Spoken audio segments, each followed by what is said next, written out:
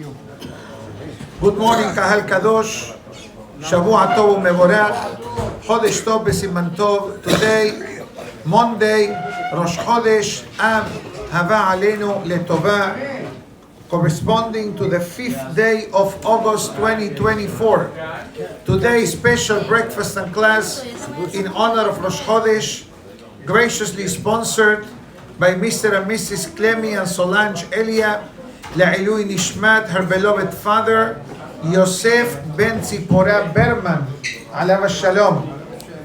Additionally, today's class sponsored by David and Joyce Yohros and family, La'ilui Nishmat, her father, Emmanuel Atiye ben Tera, one of the victims of act of terrorism that perished tragically in the car in Mehila, in the plane crash in Panama City, Panama 30 years ago, as well as for the Refuah Shelema of Aharon ben Denise.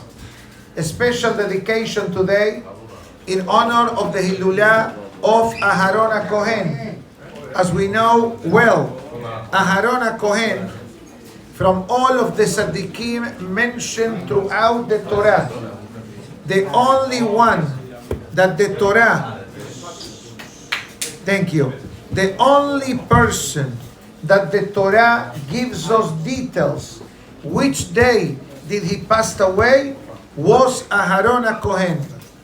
No Moshe Rabbeinu, no Abraham, no Noah, no even Yosef Tzaddik, even though we do have some sources that tell us when they passed away, but the one that clearly it's written in the Torah, B'chodesh HaChamishi Be'echad LaChodesh, on the first day of the 5th month, which is today, the one and only Aharon Hacohen, your great-great-great-grandfather.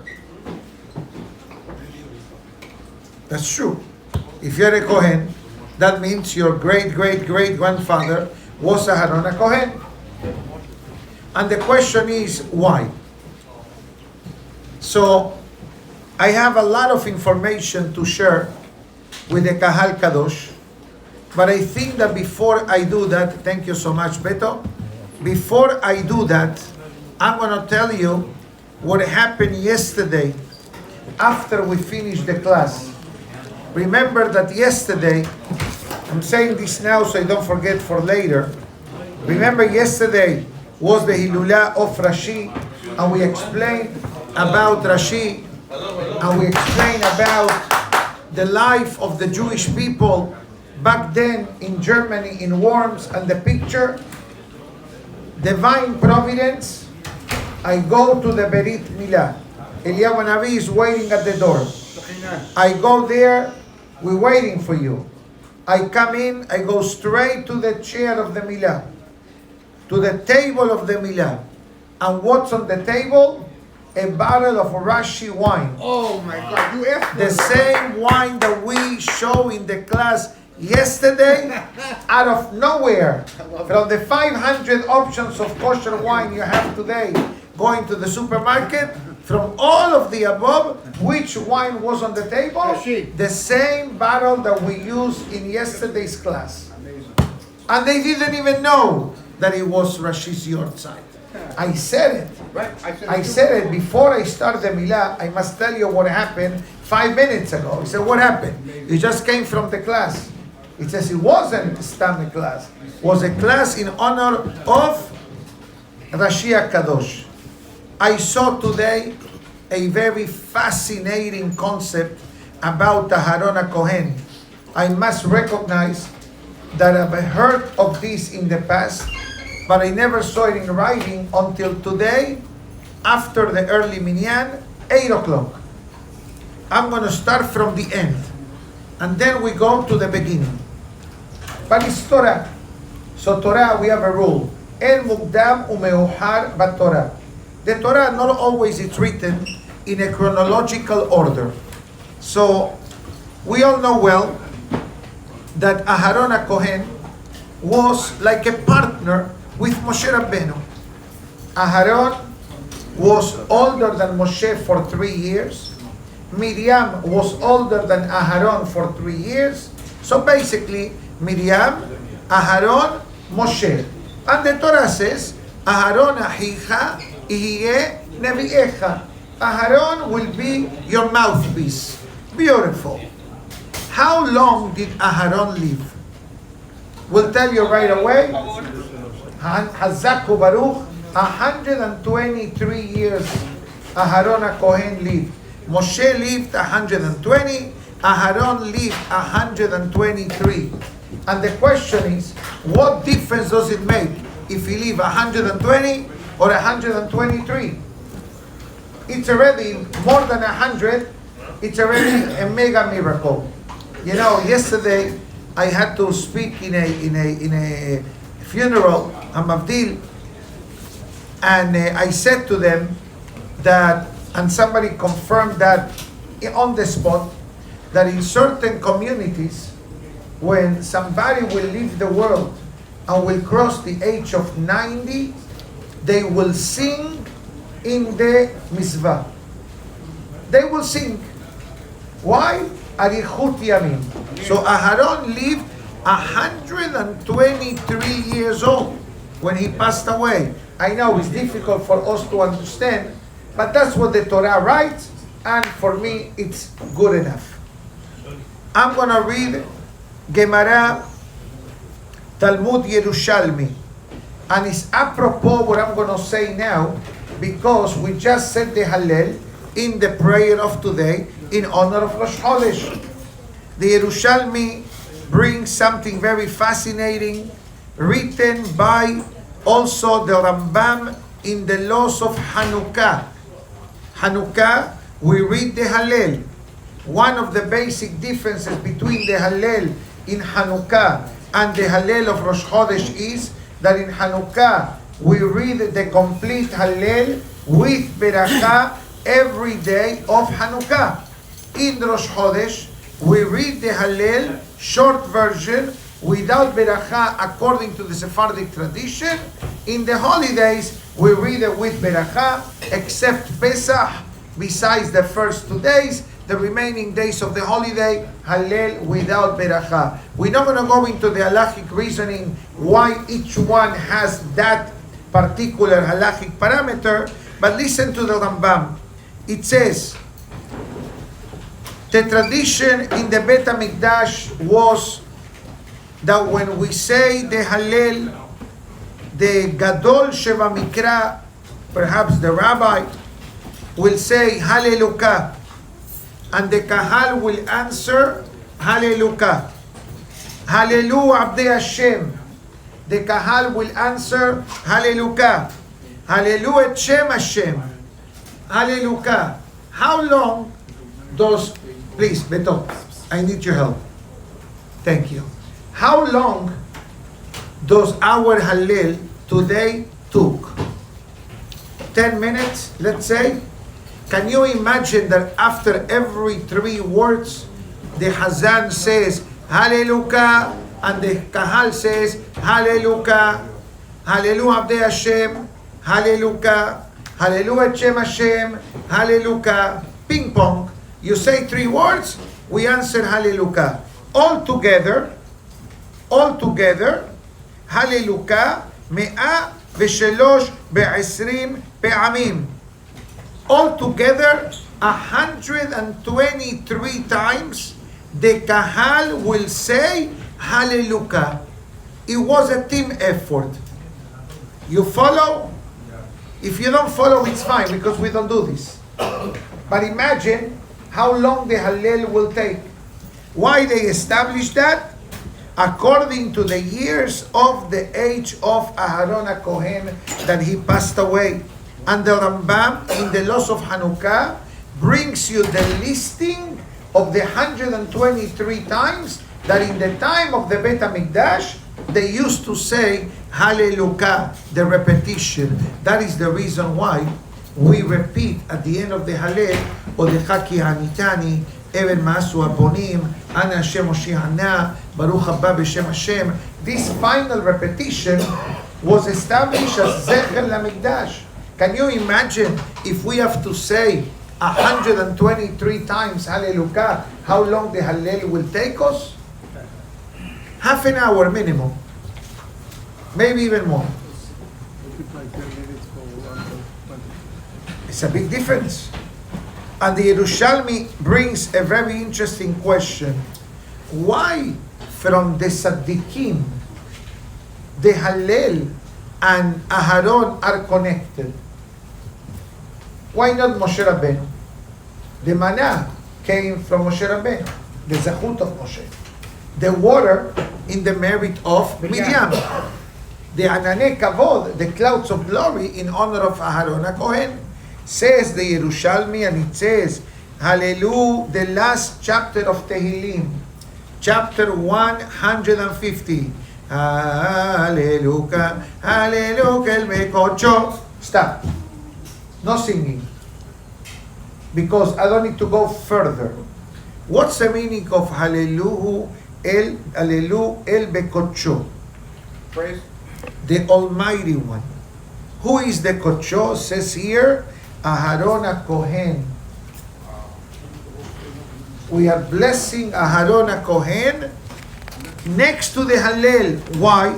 Says the great Rabbi Eliyahu Itamari in his book called Igeret Agadat Eliyahu. And it says, you know, how can we put, let me ask you a question just to tease your brain.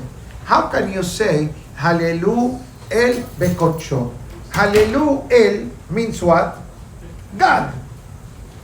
So how come you suddenly say, praise God, and by the way, praise Aharon Hacohen?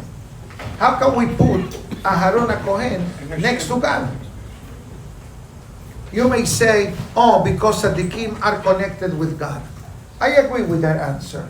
But aren't all Tzaddikim connected with HaKadosh Baruch Hu? Moshe Rabbeinu, Isha Elokim. The Torah calls Moshe half human, half godly. From his waist down, human. From his waist, belly button up, malach. It's not me, it's the pasuk. Isha Elokim. So how come that we put Aharon right next to God? Comes the great rabbi and it says, very simple, Aharon Hacohen me'olam. It says, Aharon Hacohen never lo piresh atzmo, afilu rega me'akadosh baruch hu. There was no instant in the life of Aharon Hacohen that was thinking constantly about HaKadosh Baruch Hu, and therefore the numbers of his years are illustrated in the word Hallelujah, that he never stopped praising Hashem, and on top of that, even for those who insinuate that Aharon was guilty for the sin of the golden calf, remove that thought from your brain. Because all the actions of Aharon Hacohen were to buy time in order to save the life of the Jewish people. With that being said, we never said this before. That's why I made a copy of it so you don't forget the details. Because sometimes I read, but I want to give you all the sources so we are all on the same page. Let's start.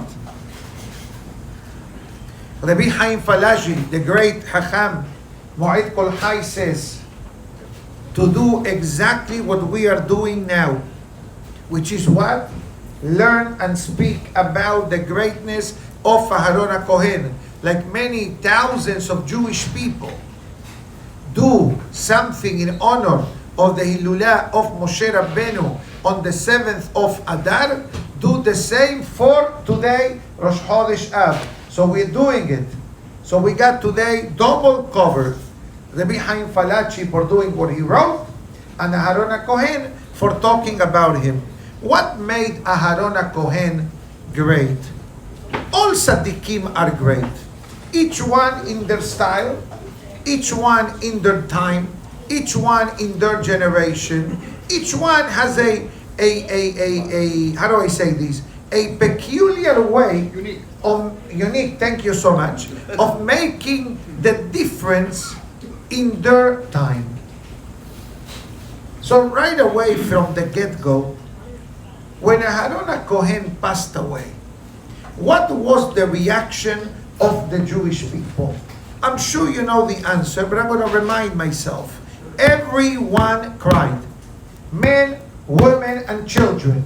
30 days. When Aharon Hacohen passed away, every family cried. Every family felt the loss of Aharon. When Moshe Rabbeinu passed away, it was very far from the amount of people that cried for Moshe. The pasuk says, "Vayivku oto kol bnei Israel, vayivku oto kol bet Israel."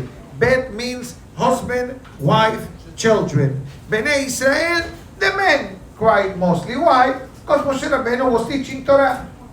And what Aharon Hacohen was doing, besides teaching Torah, Hazak Baruch, the first chapter in Pirkei Avot, it brings a very easy to remember Mishnah, which I believe the Kahal knows. Hillel Omer, Heve mitalmidav shel Aharon. A person must emulate the becoming a student of Aharon Hacohen. And there is no coincidence why Hillel talks about Aharon Hacohen. You remember last week's class from Sefer Hasidim, the 3 or 6 stories that we mentioned, how Hillel reacted when somebody tried to push his buttons on a Friday afternoon with questions which are not relevant at all. What was the outcome? What was our conclusion? That Hillel had a very special personality, a peaceful type of being, a calm person. Like I said before the food came out, I said to the Bala Sauda, I said, sablanut, patience, and tolerance is not optional. It's mandatory. Sometimes more, sometimes less. You gotta use the measuring tape to determine when is more and when is less. Sometimes less is more. Correct? Correct.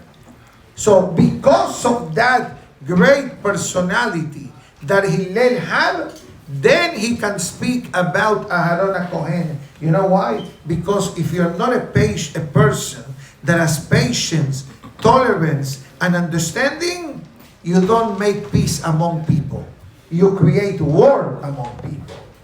So Hillel was handpicked from Shamayim, from all of the Hachamim. Who can talk about Aharon Hacohen? Yeah, there is one fellow, Hillel. You know why? Because Hillel was the clone of Aharon Hacohen in his midot. And therefore the Mishnah says, every time we pursue peace, we broker peace between people. He mentioned before, Shalom Bayit, husband and wife. Do you know how many babies were called Aharon when Aharon Hacohen passed away? There are 2 opinions. I have them in writing. And both opinions, 5 figures. You know what that means in the world of business? 5 figures? From 10,000 to 99,999. There are 2 numbers in between 10,000 and 99,999 that there were babies named Aharon that were born through the 40 years of the desert. Why? Because these couples were getting ready to get divorced. Aharon Hacohen checked the files of the Bet Din. It says they're getting divorced. And then your question will be, why they got divorced in the desert? You know, they had food, they had anane kavod, they had water, they had air conditioning, they have too much time in their hands. It was time for the divorce. Right, they think, you know what, let me try somebody else. I got 3 million Jewish people to pick from. Let me try. God forbid. But that's, in a way, how could it be that so many people wanted to get divorced? Or people had business disputes. What business? There was no business in the Midbar. But the Yetzer Hara finds the hedge, they say in Arabic, right? The hedge. Yani, the 5th leg to the cat. In Spanish they say, la quinta pata al gato.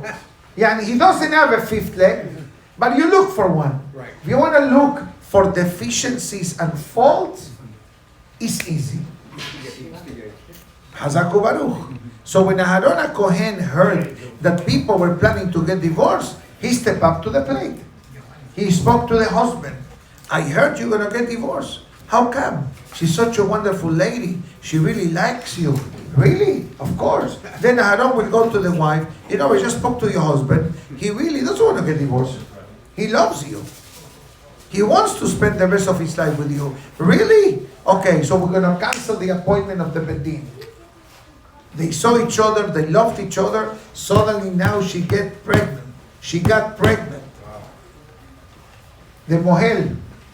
There was no mohel. There was no milah done in the desert for safety reasons of traveling. But we need to call the baby with a name. How are you going to call the baby? Aharon. Why? Who was Aharon? Without Aharon, we are divorced. Without Aharon, no baby. Aharon made peace between us. Baby Aharon.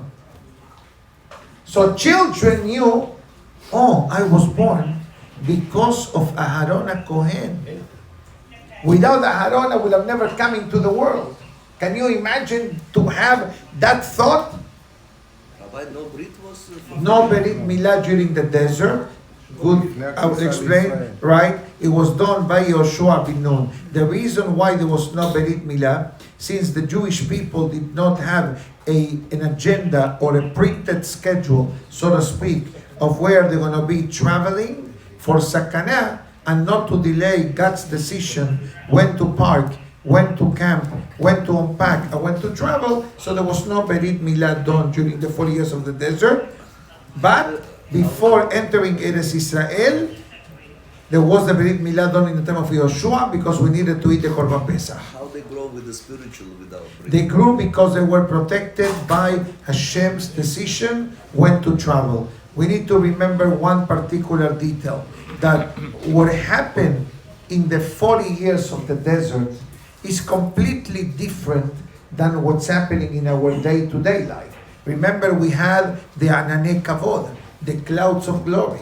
We have the manna. We have the water. The reason why they were not circumcised, it was because to prevent a dangerous situation. Because imagine, it's like Moshe Rabbeinu. You know Moshe Rabbeinu, when God says to Moshe, redeem my children, Moshe did not do the milah to his son. Why not? Because he figures, if I do the milah to my son, I cannot travel for 3 days. That means that because of my milah, I'm delaying the exodus of Egypt for 3 days. So I'm going to postpone the milah for later. And that was not a good decision. Because why are you going to take your wife and children to Egypt? You're going to take care of the people from slavery. You're going to bring your wife and children to Egypt. You're not going to be able to work. Imagine yourself, you go on a business trip, right? Are you going to take your wife and kids to go with you? No. You're going for a few days business trip. In and out. You get a simpler hotel. You eat whatever you find. You go in. You come back. Khalas. That's what's the difference in Egypt and the Berit Milah. Number one. Number two. Ohev et haberiyot. What made Aharon to be someone who loves making peace? But it's not enough, because I believe that everybody wants peace, except Hamas and company, right? Everybody wants peace. But the question is, and I'm looking at the recorder, I hope I'm recording, Baruch Hashem, good. The question is, who wants to roll up their sleeves and pursue peace? Yani, take the initiative of making peace. Sometimes we deal with matters if they come to us. But if it doesn't come to you, I said, okay, Baruch Hashem. Aharon Hacohen, Rodef Shalom. That's why it says, Rodef, he pursued. Now, where else in the Torah we find the word Rodef? Once in the book of Tehillim, Bakesh Shalom, Berotfehu, chase after. In the Torah, the word Rodef is associated with a tragic event. A case that, God forbid, someone unintentionally killed another person. Unintentionally. There was no issue. It was literally an accident. The Torah says, last week's Torah portion, run to the city of refuge, known as Are Miklat, to save yourself from the Rodef. Rodef means the chaser. So Aharon chased peace. When he saw that peace was leaving, he will run after peace, tell peace, I need you, go make peace. The question is, how can someone reach such a lofty level? Perhaps the answer is, Ohev et haberiyot. He loved the creation. Now, what language is? He loved the creation. What does it mean? He loved the flowers. He loved the floral. He loved the animal kingdom. What word is beriyot? The answer is that Aharon Hacohen says, you were created by God. It's enough reason for me to love you. Because if God created you, means that God has a mission for you in the world. And if that's the reason why you were created, how can I hate you? It's not easy. Because sometimes we ask, why did God create such a person? It's like one of the Roman emperors asked Rabbi Akiva, why did God create poor people? Would it be easier to create everybody wealthy? So what is the answer? That many times, besides the accounting system in Shamayim that we really don't understand, but sometimes to justify the success of the wealthy, it needs to activate the blessing by giving charity to the poor. So we give, we receive, we become Ba'alei Hasadim. It's like they ask a question, what's better to do? To pay $1,000 in one shot, or to pay $100 every hour of the day? I will tell you, give me your credit card now. Book it. Book it because I need to pay the bills. But in a case like this, 10 times equals higher than one time. It's not quantity only, it's quantity, which serves as a reminder that make sure to clear your accounts before the high holidays. No pun intended. But you may say, Rabbi, I still have 2 months. I will suggest to you that when the class is over, come to the office, go to a payment plan if you need, take care of the billing, especially Rosh Chodesh. I'm already in Rosh Hashanah mode. I'm already in Rosh Hashanah. Behemet, I'm not kidding you. I didn't do Teshuvah yet. But paperwork and seats and guides and calendars, Baruch Hashem, we're busy in a lot of good things. Karevan la Torah. And the Mishnah says a secret. Our mission is not, God forbid, to lower the standards of the Torah. Our goal in life is to climb up to the Torah. And this is a powerful message to the rabbis, to teachers, and to all those wonderful professionals involved in the world of Kiruv, in the world of outreach. We must make sure that we stay within the confinements of halakha. Sure, in certain matters there is some flexibility, in certain matters there is no flexibility, but remember that in the previous years, going back maybe 150, 200 years, when the new movement develops, known as the conservative or reform movement, what was their intention? They thought, if we adjust the Torah to the people, that basically means if we lower the bar, the standards of the Torah, we'll be able to bring more people closer. And besides, that is wrong to begin with, but the numbers are there. The reform and conservative movement are in a decline. In a decline. But why is it in a decline? Because of assimilation. So don't say Baruch Hashem. It's sad. God forbid. They thought, I'm going to be, okay, I'm going to attract more people. Yeah, they attracted Goyim. And obviously the purpose is not to talk about those movements that are openly against the Torah. But the idea is to understand that the words of the Pirkei Avot are not like a fashion statement. Oh, today people wear white bottom shoes. I still black. But many look around the room, I see white bottom. Black shoe, white bottom. White shoe, black bottom. What are you wearing today? Okay, nice. Beige, okay, you good. Beige. Okay, what about you, Professor? Neutral. Okay, you're a super cool guy from Miami, wear shoes only. But it doesn't matter, you can wear any type of shoe. I don't care. But wear any kind of garment as long as it's decent and proper to wear and it's not offensive. Because sometimes you see people wearing things on the street that really I don't understand what's going on. They don't understand. I said the other day, do you know what you're wearing? I said, yeah, I saw a nice t-shirt. Do you know that that is from the New Testament? The guy doesn't read English.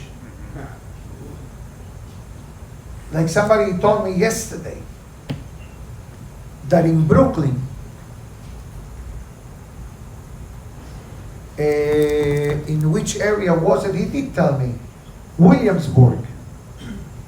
Which you have two types of citizens in Williamsburg, right? Hasidim and hipsters. Okay? All kinds. And in the middle of Williamsburg, there is a truck. Listen well. I'll share with you the information after. Talking to the sergeant behind you. Thank you. Painted with Arabic writing, the face of Arafat, with the hands of the terrorists, bloody hands. Remember when they captured many years back a few Jewish people and they slaughtered them and they showed the hands through the windows in Ramallah, right? And also a name tag, something to do with Gaza or Fatah, which is part of a terrorist movement, parked in the middle of Williamsburg. I don't have the address. They didn't tell me. Scary. But you talk to them, it says free of speech. Hazak Obaru, you can talk to them. Free of speech. Free Palestine from the river to the sea. Right. They ask them, what river, what sea? I don't know. Netanyahu mentioned it in his speech. Oh yeah? Exactly. Usefully Hazak Obaru. Well, yeah. Usefully Yeah, right, exactly. Anyways, so Aharon Hacohen saw the good in people. Saw the good in people. Including enemies, Robert? In this time, there were no enemies. Talking about the Jewish people. Talking about Jewish people now. They are good Gentiles. Nobody denies that. Otherwise, the world will collapse. It's not that we're not collapsing, because society is collapsing. Mankind is collapsing, and that's why you have so many wars. In Israel and in Venezuela, 2 hours from here, you have war going on. War, riot, civil war. Look at England. England, what's happening now in England? Crazy. France. Somebody said, I'm going to go to France. I said, for what? Say, I want to visit. Stay home. France, avoid. No, it's everything that's going on. Oh, yeah. But Hitler, Okay. Hitler would look up again against the Islam in Europe. That's what's happening now. What's happening now, we need to understand one thing. And our Hachamim teach us to always see things with a godly eye. You know what's going to be the ultimate goal of Mashiach's arrival, as we said more than once? That the entire world will finally realize that whatever religion existed, it was never suitable for mankind. They believe in God, which many Gentiles do. And that's what the Pasuk says in Yeshaya. Umaliah ha'ares de'ayt Hashem kamayim layam mechasim. The world will be filled of God's knowledge like the water covers the ocean. What we see now is the rebellion of Christianity against Islam. This, you have to understand what's happening. And this is not a class about religion, because I don't know much about it. I just know that both of these religions, which are the largest driving forces in the world, besides obviously Judaism and our Torah, but both of them, individually and collectively, they have a lot of open invoices with the Jewish people. But they're taking care of each other now. And eventually we'll see what's going to be happening for the benefit of mankind. And I say this publicly because I know that we have all kinds of wonderful listeners listening, not only through the broadcasting of iTorah, but to the other formats of distribution of classes, which are a public record. Everything that is happening, it has God's signature for the well-being of mankind. Whoever tells you that Mashiach is coming is only for the Jewish people, probably they skip school the day that was shared and taught. The arrival of the Geulah is for the benefit of humanity, of mankind, every continent, every citizen, every language, and everything else that is going on. Let's go further. It says, the Zohar Kadosh, it says something very fascinating. Every day that Aharon Hacohen was making the hishtatlut, the effort to achieve peace among people in his way, HaKadosh Baruch Hu also gathered the heavenly angels to make peace among themselves. Now, you may say, hold on, I understand war here. There is war upstairs. For sure there is war. No war can happen on the physical planet, on the earth, unless it was initiated in Shamayim. Where do we learn this from? You say this every day of your life, 3 times a day at least. Oseh Shalom Bimromav, who make peace. Marom, what's Marom? Marom is one of the 7 names of the heavens.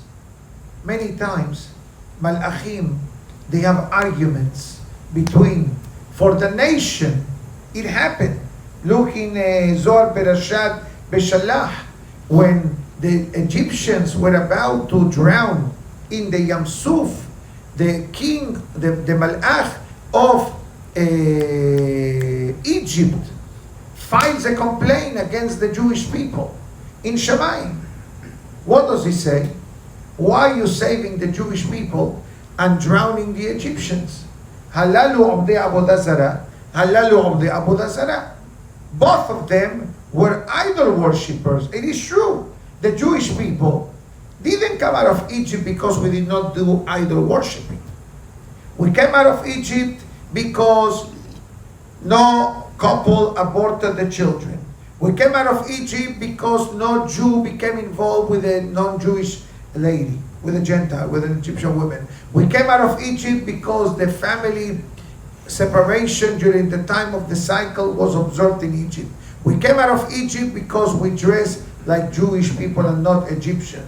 It doesn't take much effort to be like an Egyptian. They work naked.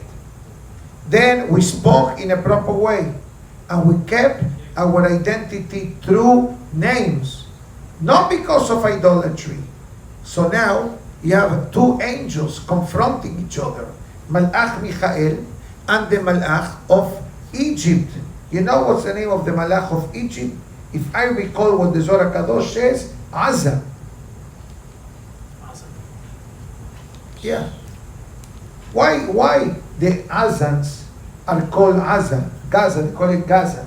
But the real name is what? Azza. Why is it called Azza? Azut Panim. Azazel also? No. No, different. Different, okay. Azut Panim means brazen. And there is more reasons why they are brazen. Because there is a big issue of mamzerim. Okay. Their DNA is poison. That's why you look at many times, they show us videos, Palestinian children Oh yeah. throwing rocks to the Jewish soldiers, or they screaming at them and they yelling at them. You may say, oh, because they are indoctrinated from birth. For sure. You're frying their brain. How many jihadis they want to have? Teenagers. They want to know, they call them jihad, not jihadi, they call them? Shahid. Shahid, thank you. Shahid.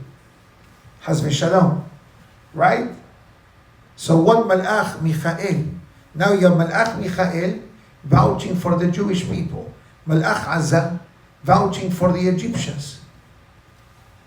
You know what Malach Michael says to Malach Raphael or Malach Gabriel? I don't remember. Either one of them says, go down to Egypt, bring me a baby.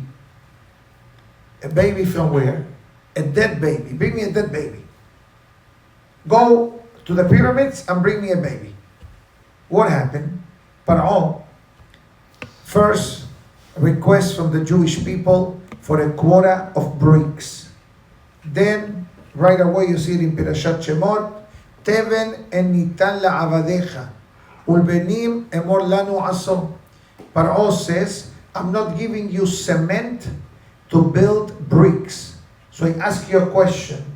How can you make bread without flour? How can you make a brick without cement? I don't care, he says. And by the way, you gotta give me the same amount of bricks, quota daily, like if you had cement. But I don't have, okay. I'll take your children instead, and I'm gonna stuff the walls with babies. That's how the cruelty of Egypt reached. When Malach comes back and brings, look what the Egyptians did.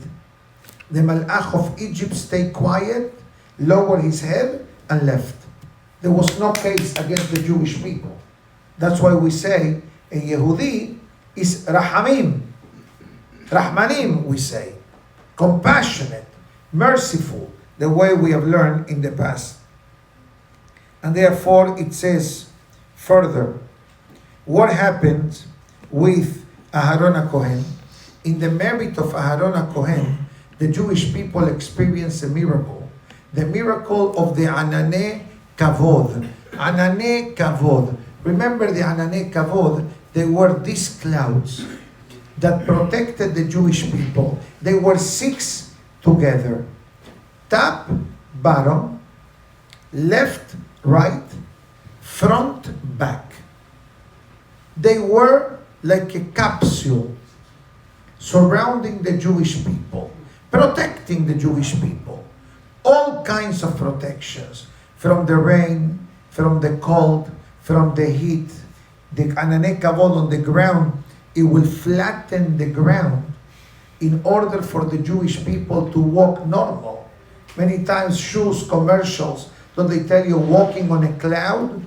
That walking on a cloud comes from Aharon Hacohen.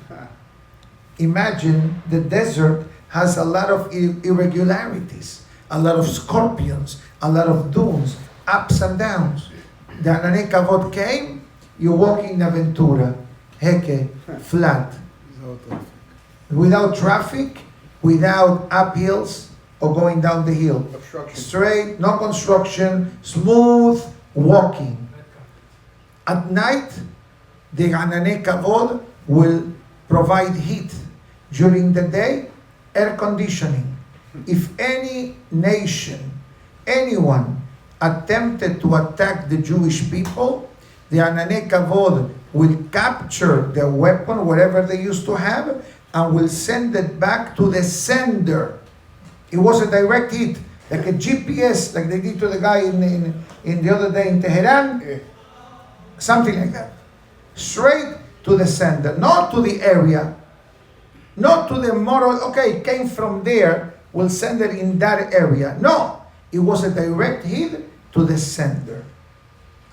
Now, I know that to many of us, we don't really understand.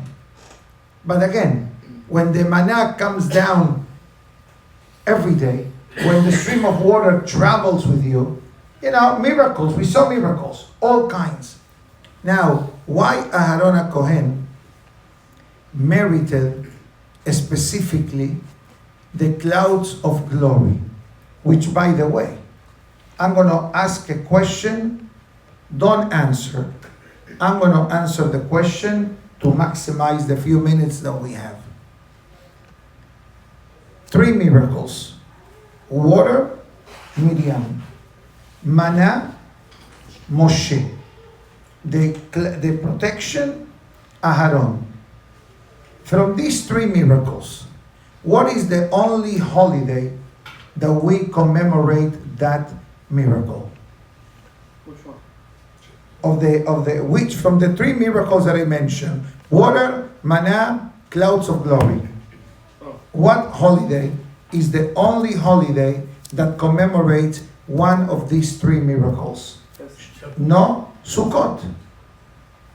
That's it. I said, I'm going to ask, I'm going to answer. Sukkot is the only holiday from these 3 miracles. So let me ask you a question. Why don't we do a holiday for the manna?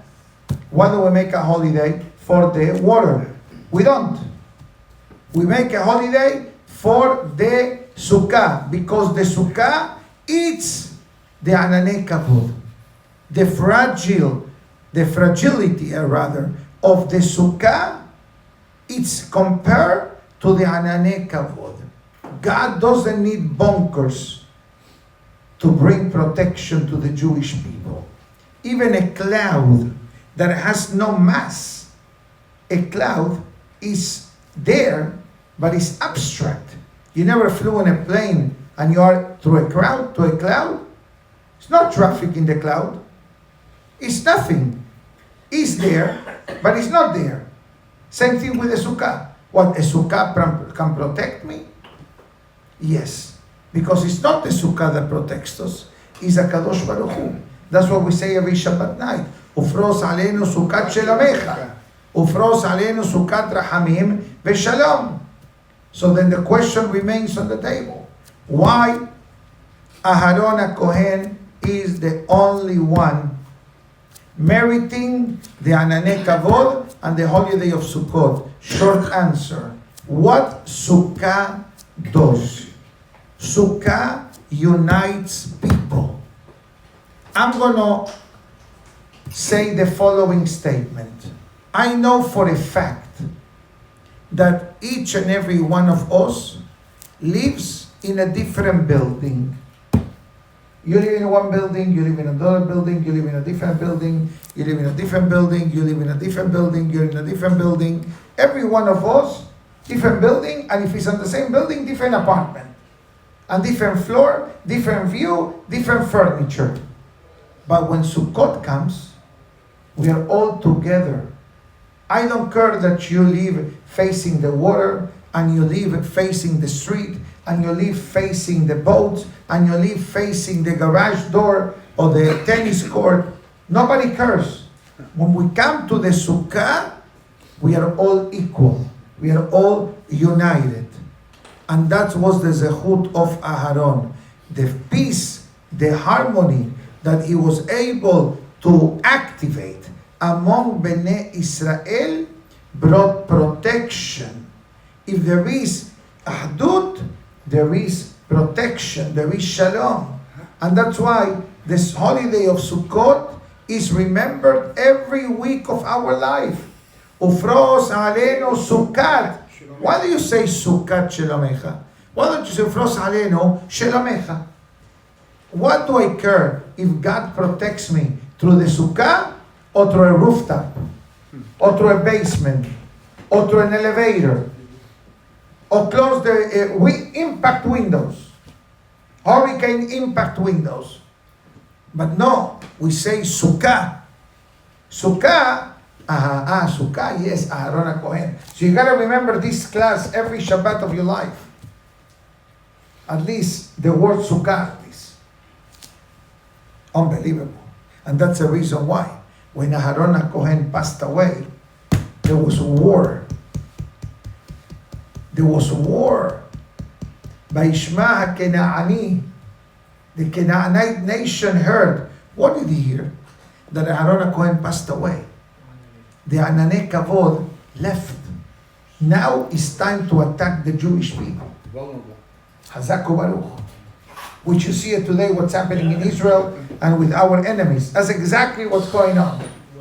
Vayishma Haniyeh, Nasrallah Mahshema. Don't worry about it. I can't say more than this. I'm just telling you, don't worry about it. Don't ask me. Things are happening. More than what we say and more than what we see. Unbelievable. Unbelievable. Unbelievable. Just 1 second. Tana de Eliyahu.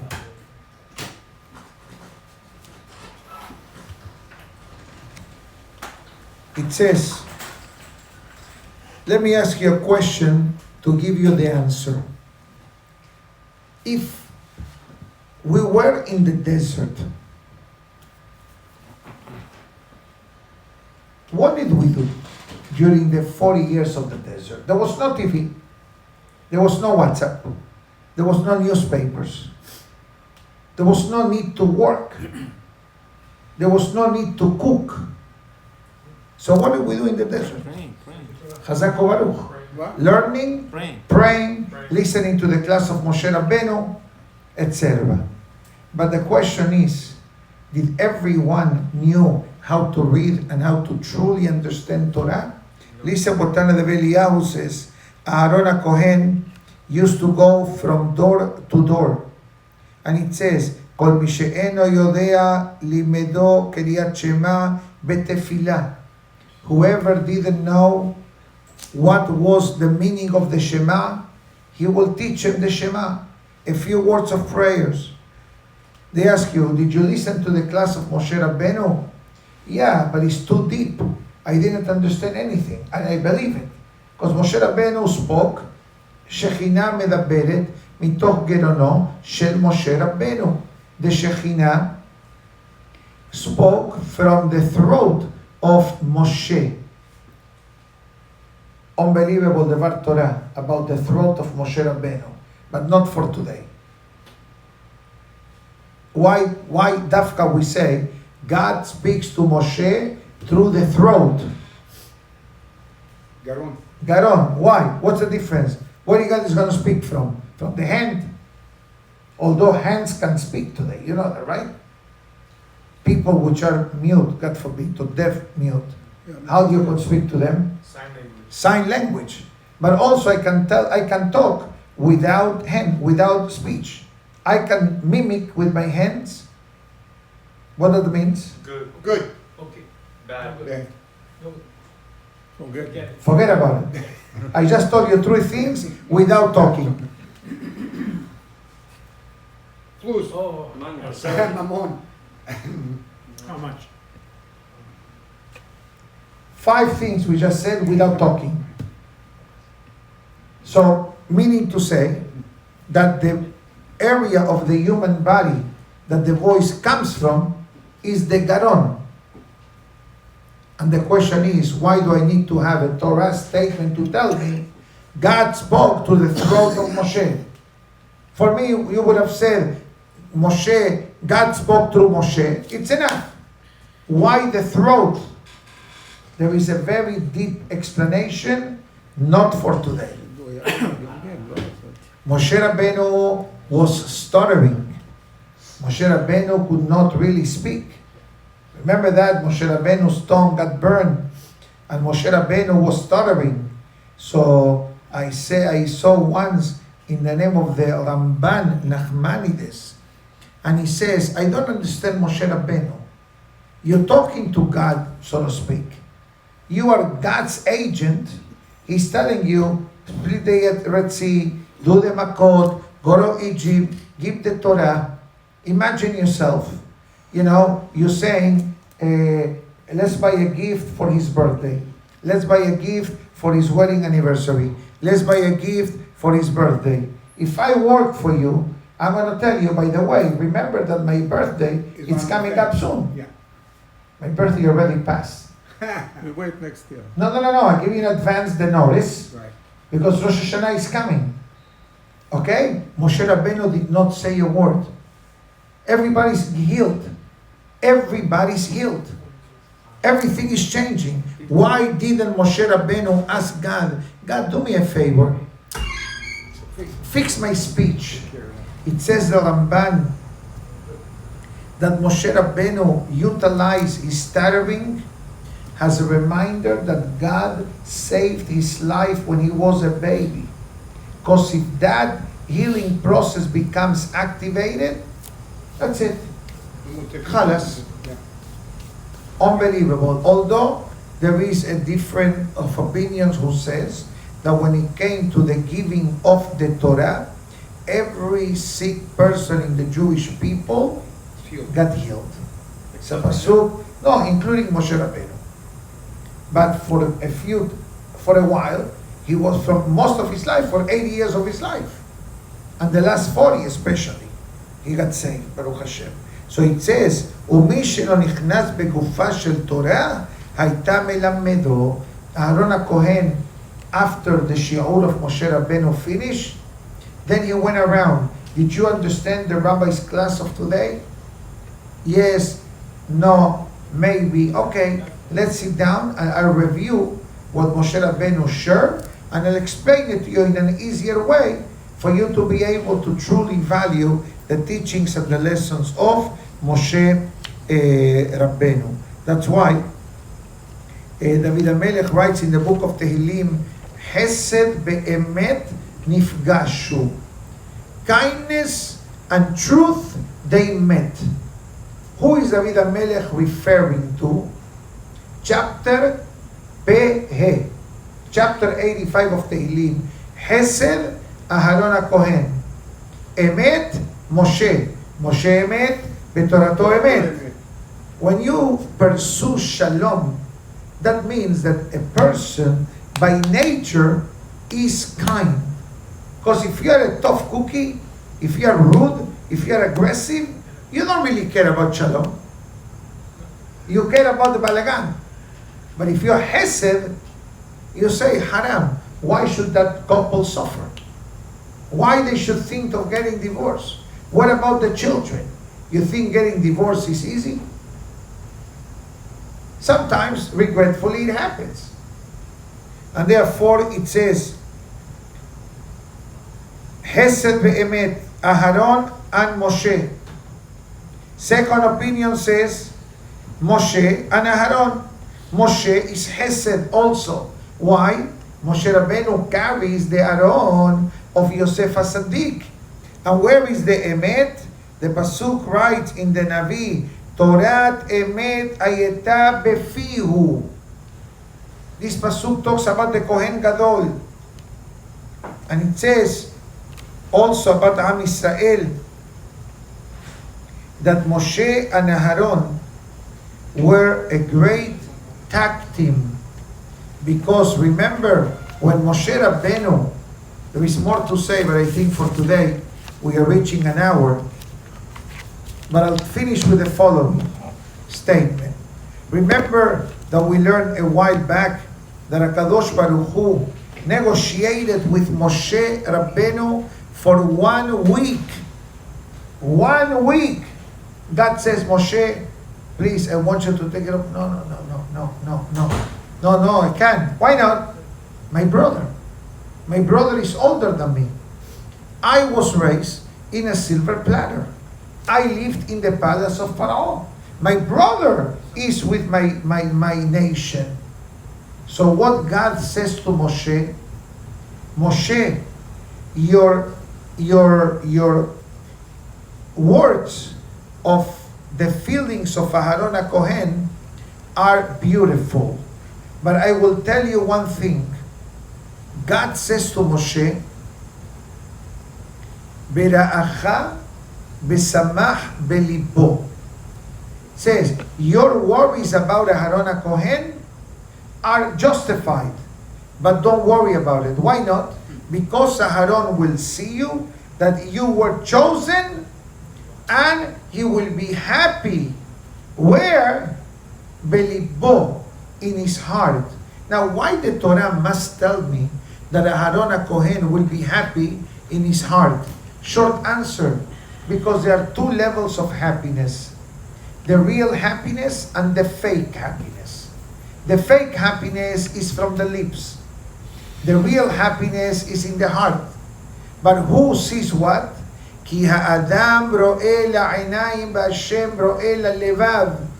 A person can only see what the eye see. I see you're smiling. Smile.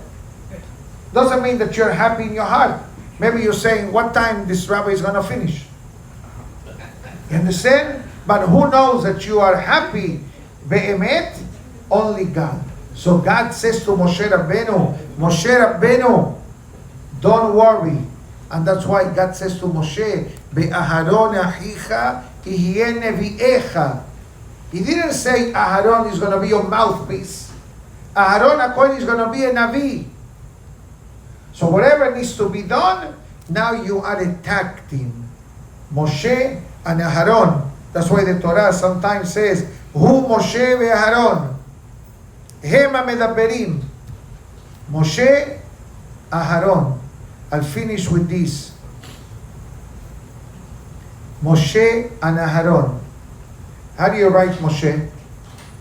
Mem? No, the first name, the first letter. Mem. And the Aharon, first letter? Aleph. Who was born first? Aharon. So actually it goes Aharon, Moshe, round 1. Round 2, Esther, Mordechai. Round 3, Eliyahu and Navi and Mashiach. Rashi Tevot, Aleph Mem. Aharon and Moshe. Again, Aharon, Moshe, Esther, Mordechai, Eliyahu, Mashiach. Moshe, Goel Rishon, Moshe, Goel Aharon. Mordechai Bedoro, Moshe Bedoro. In these 3 moments of history, Egypt, post-Egypt, Exodus after the destruction of the Beit HaMikdash, miracle of Purim, and Mashiach's survival, they are all connected to Aharon and Moshe Rabbeinu. So Moshe is going to be the Mashiach. I cannot answer that question because then I have to quote a Zohar Kadosh that explains the essence of Moshe with Mashiach's survival. But go to itorah.com, look for the class of last Wednesday or Thursday. Part of the title is 80% coming back, and I speak the relationship between Moshe and Mashiach. Why Moshe Rabbeinu also will be very instrumental upon Mashiach's survival. So Be'ezat Hashem, let it be the zechut of Rosh Chodesh Av, the way the Ben Ish Chai writes, that this month will become the best month of the calendar. So we are at the right track. And Beli Neder tomorrow or closer to Shabbat will discuss magnificent Ben Ish Chai, talking about the beautiful day of Rosh Chodesh Menachem Av. Baruch Adonai Le'olam. Amen ve'amen. Rabbi Hananiah ben